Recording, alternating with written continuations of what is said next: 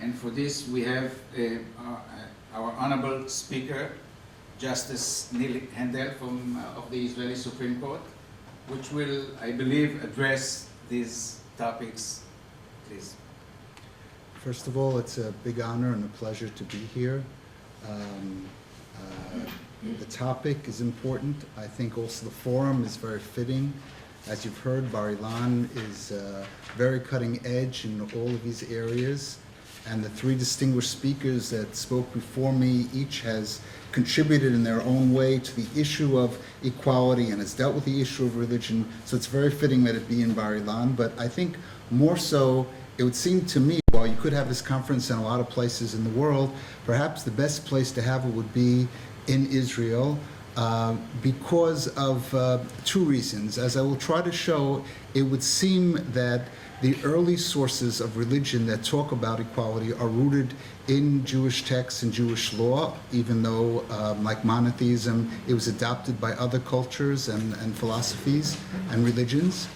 And second of all, you have what I would call almost a test case, sort of an experiment, that Israel has a certain commitment today to being both equal, democratic, and Jewish. That is to say, it's important from the perspective of the past that what Jewish law has to say in connection between Jewish law and equality, and also the challenge that faces Israel today and tomorrow regarding the importance of somehow dealing with both the issue of the Jewish state and also the issue of equality.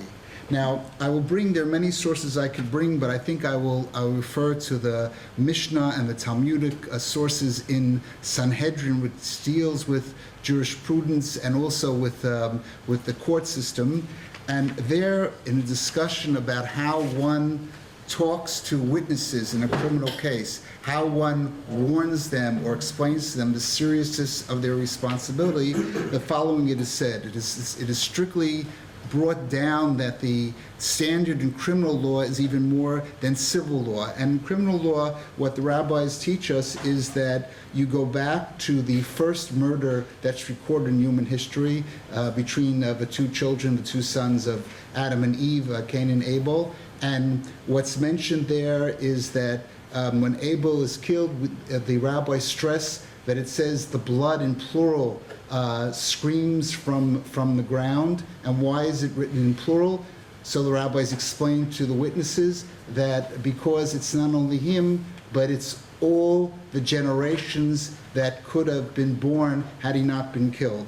They continue by saying that it's important to stress in a very beautiful phrase, the piece of humanity, to stress that the reason why in the Bible there is one man unlike, or the human being unlike other species, the animal world, which is created in multitude, in great numbers, that there was only one man and one woman that was created in Genesis, because they want to avoid the problem that a person should say, I have a better pedigree, I have a better ancestry than you do.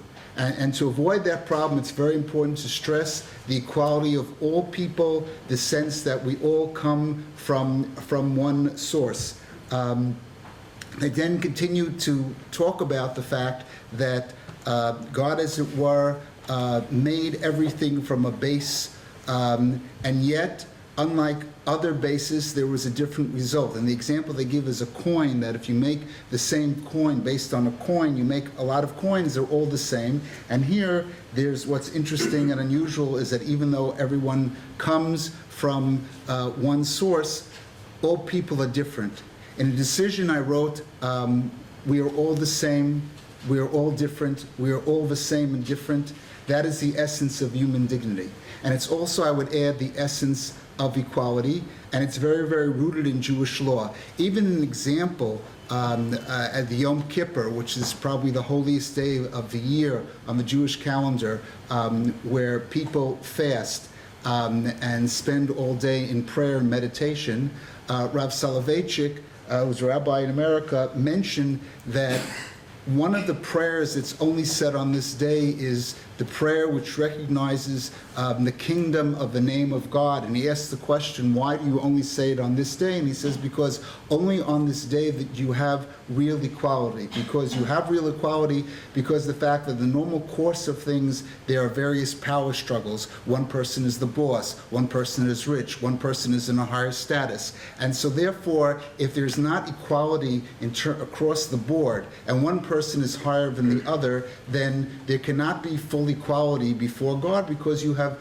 different rows, as it were, going up. But only on a day like Yom Kippur, where what happens is that all people are involved with one thing, which is fasting and meditation and repentance, only in a day like that can people be equal. That it doesn't matter. It doesn't help if you're rich or poor, if you're the boss, and when it comes to fasting, you fast. And therefore, this is very much stressed. So I would say, and this is very, very important, the stress of the individuality on the one hand of each person and the equality. And this idea is very, very rooted in Jewish law from the beginning. It's part of Genesis, it's part of the whole story of Adam and Eve, and it's something which is very, very stressed. Even the creation of man and women are, in the second chapter of Genesis, are presented as equals, that they both are presented in the image of God. And this is something that's very, very important.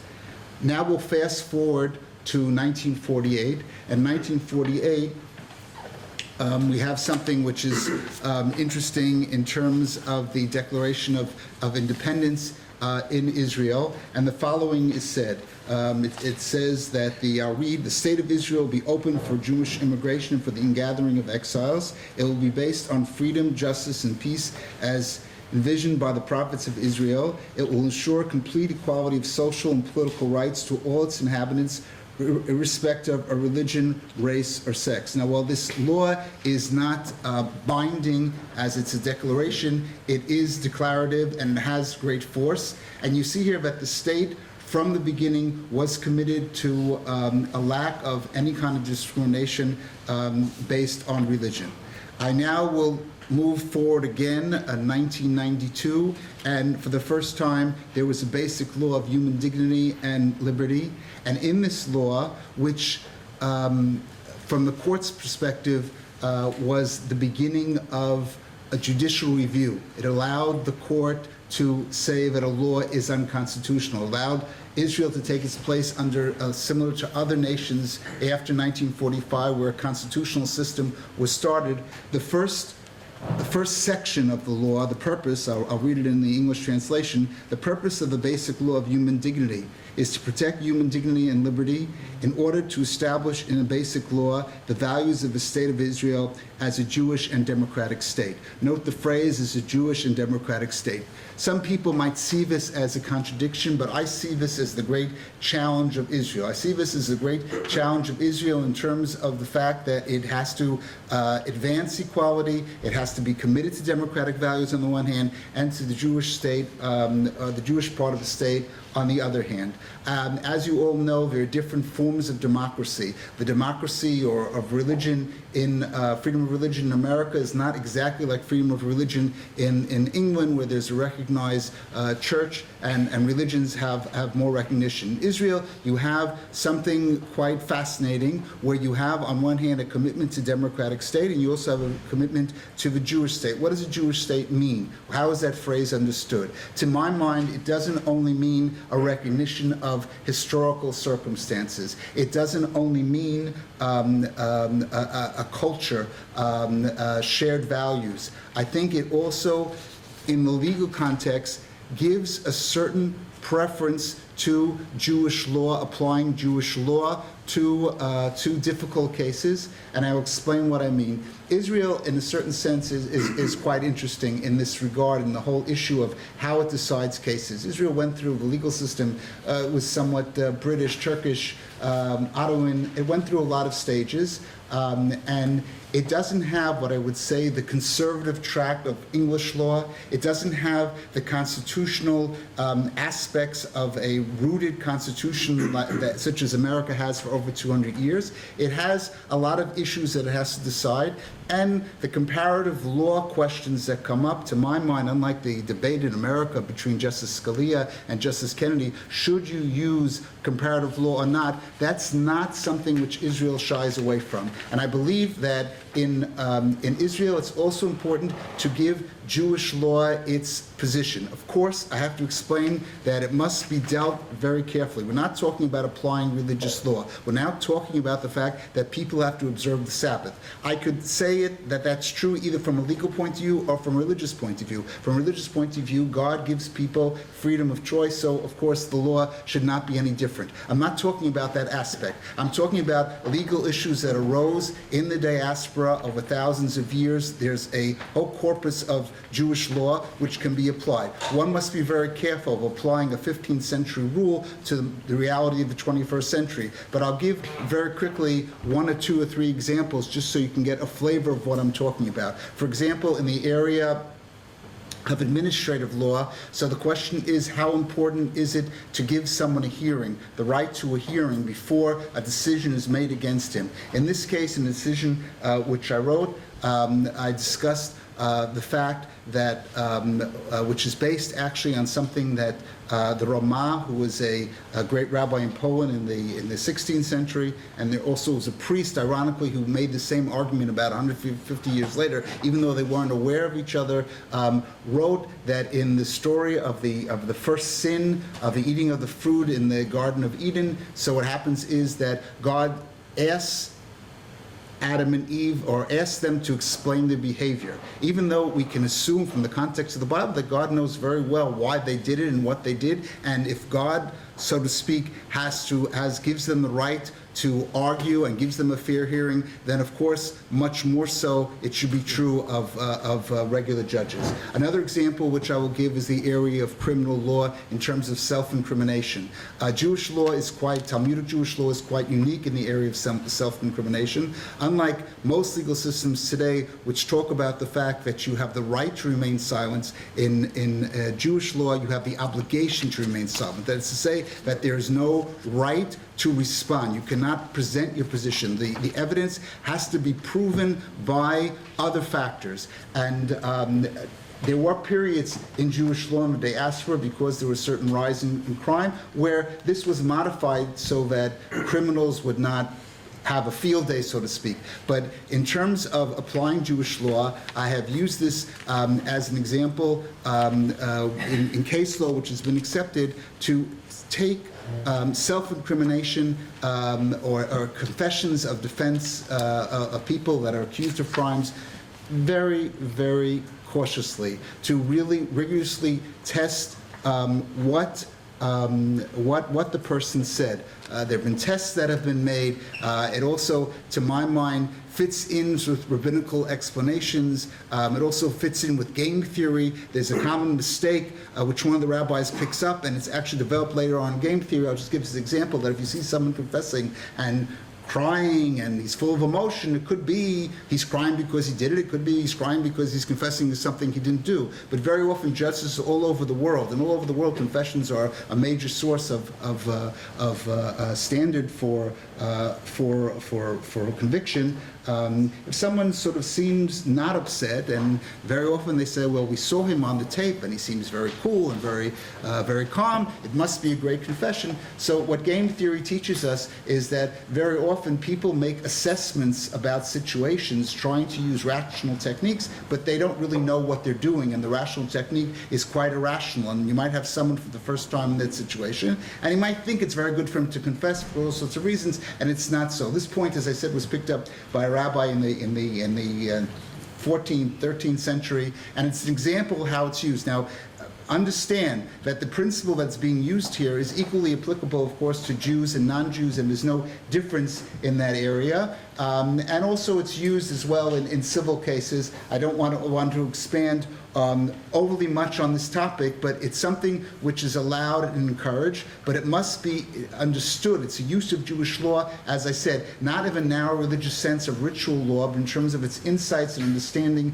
of a person, be it Jew, non-Jew, male, female, and it's something which is done. Now to get back to the question of equality, I would say that each legal system has its equality problems. That's to say that there are certain historical reasons why perhaps a certain issue in equality has more a concern or is focused on more. The easiest example, I think, in America with the Afro-American versus the white person, where you see it there, which is not necessarily a concern to the same degree in other countries because of Americans' history and the way it responded to its history. And in a similar vein, I would say that in the area of equality, you could talk about three groups. One group would be the Jew versus the non-Jew. One group would be the religious person versus the non-religious person. And the third group would be the male versus the female. In terms of the first group, the Jew versus the non-Jew, it's very, very important here, and I think there is sensitivity to the fact that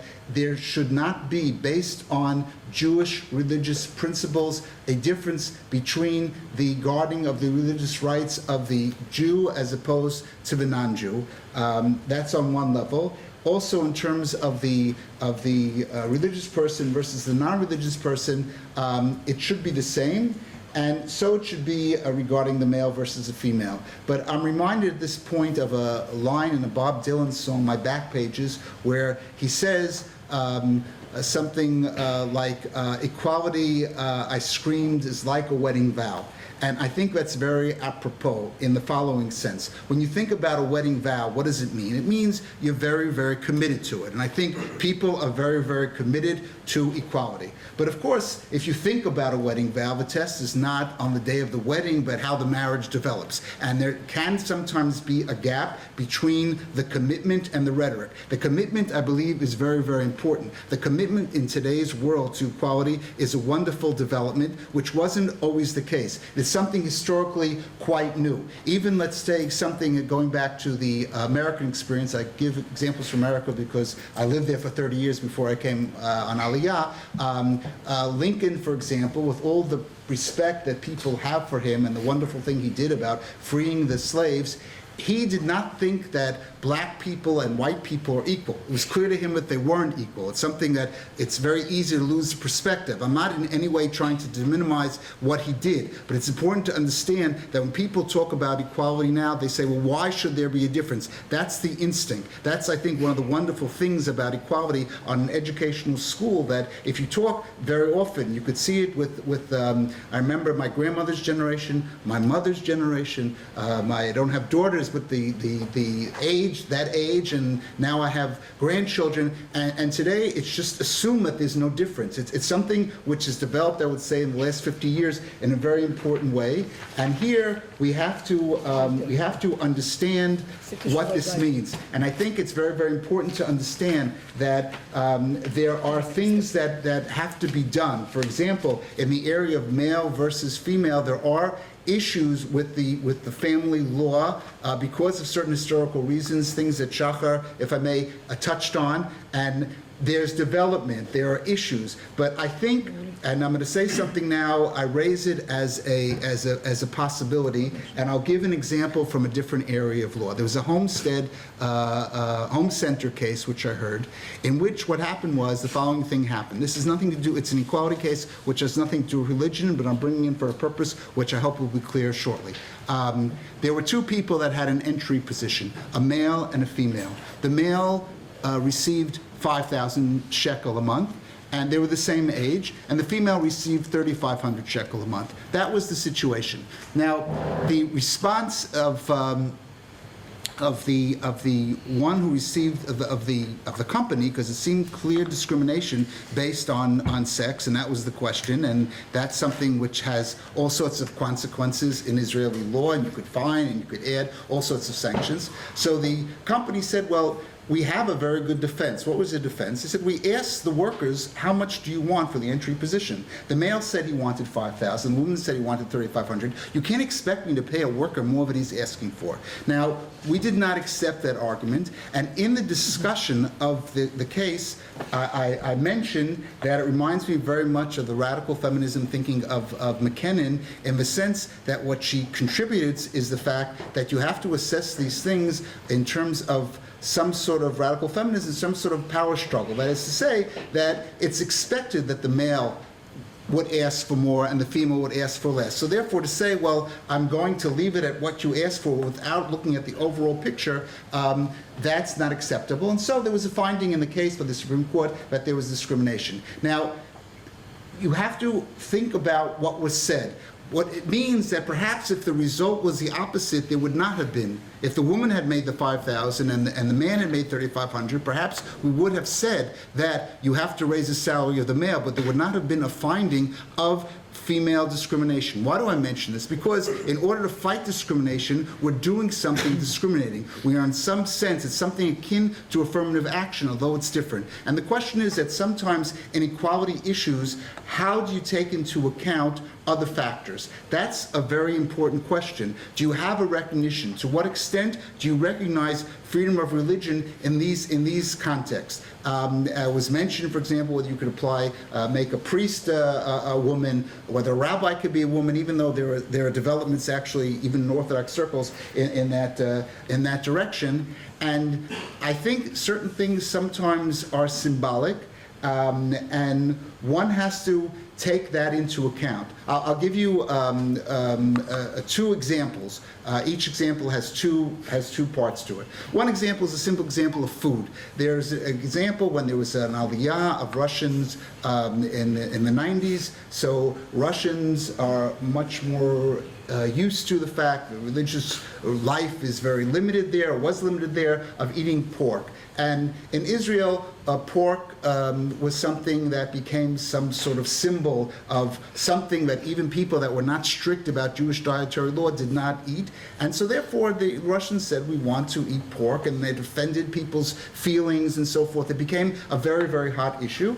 What happened, which is interesting, is that the Supreme Court made some sort of resolution that if it's an area where everyone is religious and they're against it, then maybe we shouldn't sell pork there to support people's feelings. In other areas where it's the opposite, then of course they should be sold in the middle. What's happened, and I think this is an interesting development, and I think it's very important in these areas, is that today the question sort of resolved itself. Those people that want to buy pork eat pork. In other words, it's something which is quite interesting, whether law should really involve itself in all these differences and whether there can't be development on the ground. Another example, the holiday of Passover, which is a very important holiday. People eat matzah, not bread. There's a law that says officially you can't sell bread except for certain Arab areas. You cannot sell bread.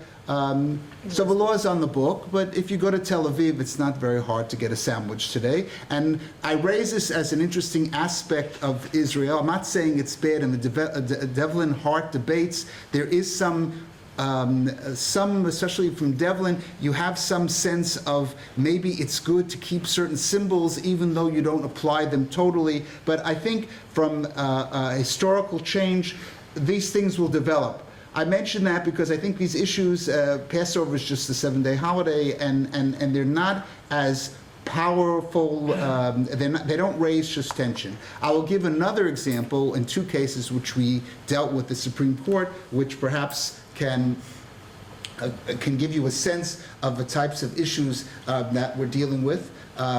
One case involved with the ultra-Orthodox, what's called the Haredim. They have a lifestyle. They really are very committed to learning the Holy Scriptures. That is their commitment. They want to have very little to do with the secular world in the sense they don't want to have internet, they don't want to have TV. Their newspapers are just newspapers that are catered to this crowd. And the question came up about whether they have to serve in the army. Historically speaking, there were certain exemptions given to this group, And the question came up that, should this continue?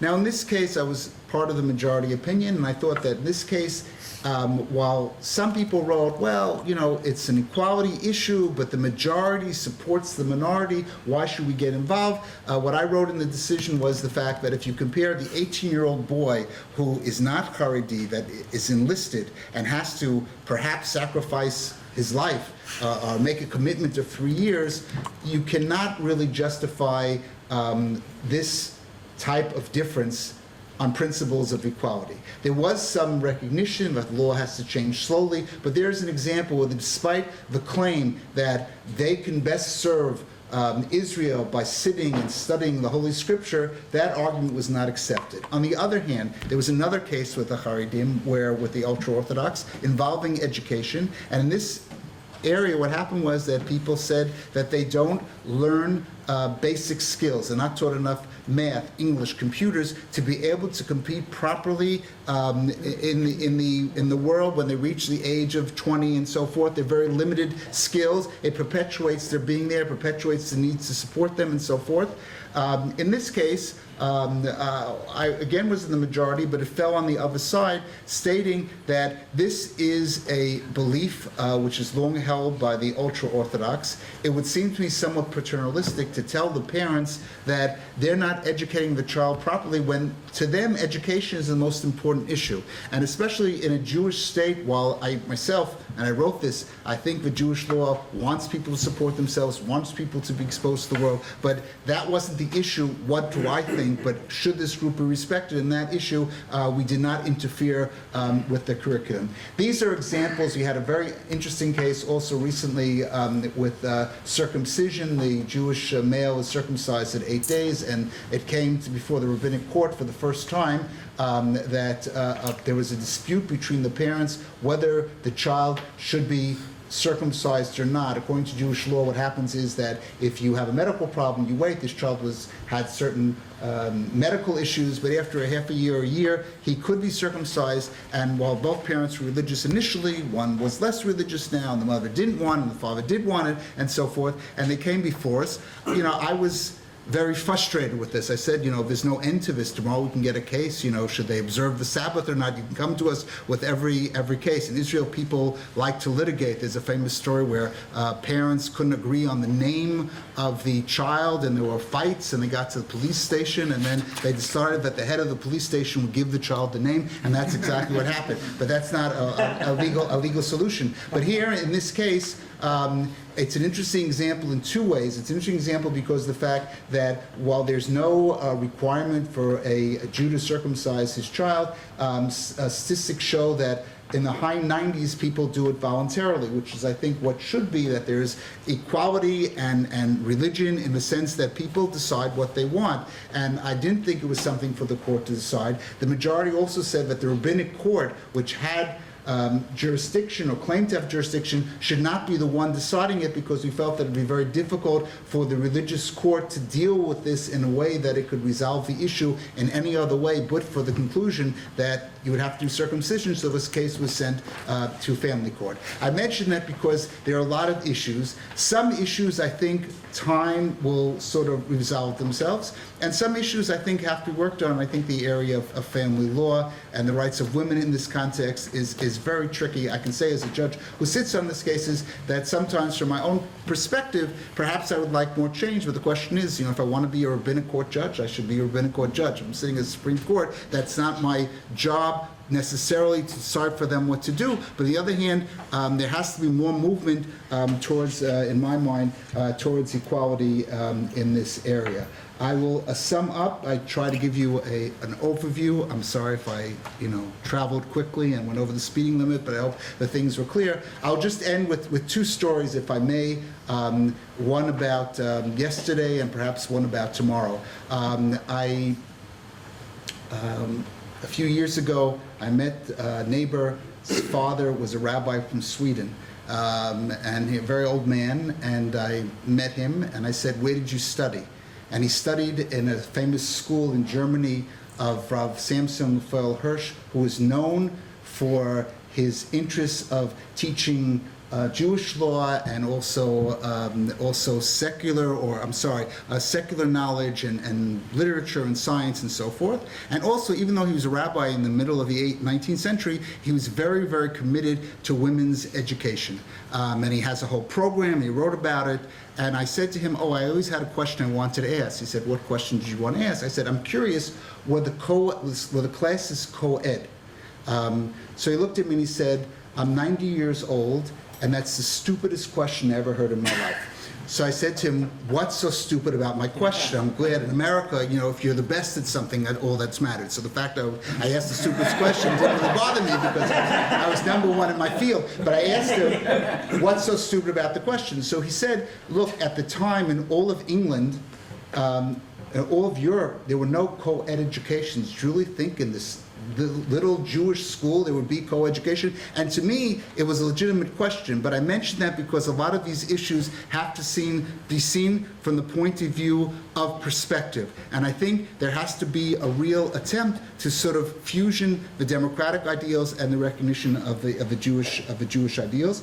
The second story is, I think, a second story which I want to tell, I think has to do with multiculturalism, because that's a big issue. It's a sort of subsection of this whole topic, how we look at equality. Kant talked about the autonomy of the individual. We're not at the stage where we're talking sort of about the autonomy of the group. And if I may, it's a personal story, but I will tell it anyway. A few years ago, one of my sons got married.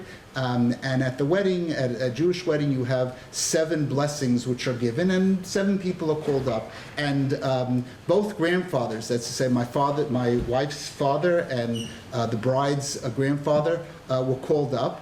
And people commented on them because they looked very different. They're both they're above 80, but they walk briskly, and they were very nice-looking men. And people said to me, it's very nice to see that 2 men, 2 grandparents that are 80 that can so enjoy their weddings. And now I'll stop for a second and tell you a story within the story about my college experience, that when I was not sure in my sophomore year whether I should study law or psychology. So I very much begged the professors to let me study take part in personality theory and social psychology.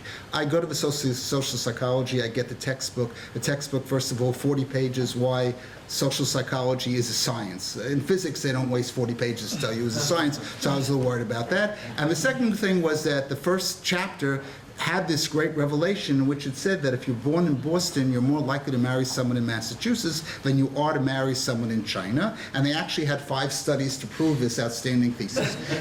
moving back to my son and my daughter-in-law, when people said this, I thought about where they were when my wife was born in around 1960. And I realized that one of them was studying electrical engineering in Cornell University, one of the top universities in America, and the other one were in the caves of Libya, where there was no electricity and running water. And I thought to myself, wow, if someone would have said, what are the odds that these 2 people could get married? It's less than 0 if there is such a thing. And I mention that because one of the great challenges and interesting factors about Israel is you have a merger of a lot of groups, a lot of different groups, a lot of different Jewish groups, a lot of Jews and non-Jews, and you have all of this. And I think that one of the important resolutions, I'm talking beyond law, is I think that the groups, in order to deal between the tension between groups, different groups of different types, different religions,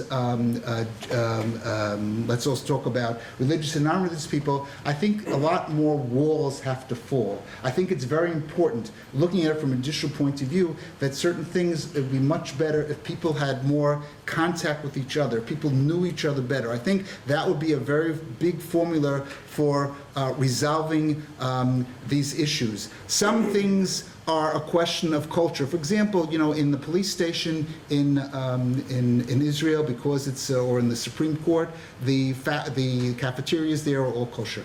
Now, someone could say, "Well, I don't want to eat kosher." But again, is that something which is not legitimate in the Jewish state? There are, of course, many non-Jewish restaurants, but should that be taken into account? I think of the example in America on the dollar bill, it says, "In God we trust." If I was an atheist, I would find that somewhat offensive. But it somehow holds water. And I think that in some of these issues, it's very important to see the development, to see the historical context. There are issues, I've mentioned which issues I think have to be worked on, have to be given serious attention. And certain other areas, I sometimes think that law may not be the best arena to resolve the problems. Thank you very much.